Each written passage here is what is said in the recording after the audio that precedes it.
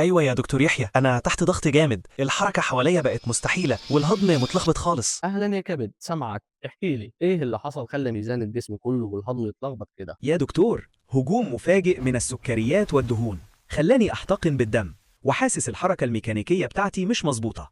فبدأت أسحب معايا الحجاب الحاجز لتحت وبضغط بقوة على المعدة والأمعاء، الهضم وقف والغازات زادت، وحاسس إني بقيت عبء ميكانيكي على الجسم.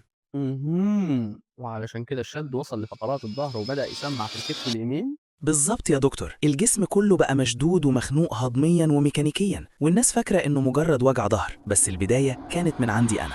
طبعا يا كبد بالتأكيد، لأن الطب الاستيوبسي بنعرف إن الجسم شبكة واحدة. لما الكبد يتقل بسبب لخبطة الأكل بيشد عضلات الجسم كلها وبيخنق هضمك ويغير وقفتك بالكامل. علشان كده نصيحتي ليكم ابدأوا يومكم بتمر ومية قبل صلاة العيد، وكلوا ببطء بالراحة، وما تاكلوش سكريات كتير علشان نتجنب أي مشاكل ممكن تحصل في جهازك الهضمي وجسمك كله. رحلتنا في رمضان كان الجسد مستعد علشان صلاة بلا ألم وصيام بلا عناء، واليوم بنختم بعيد سعيد، صحة وخفة وتوازن. تقبل الله منا ومنكم، وكل عام وأنتم بخير.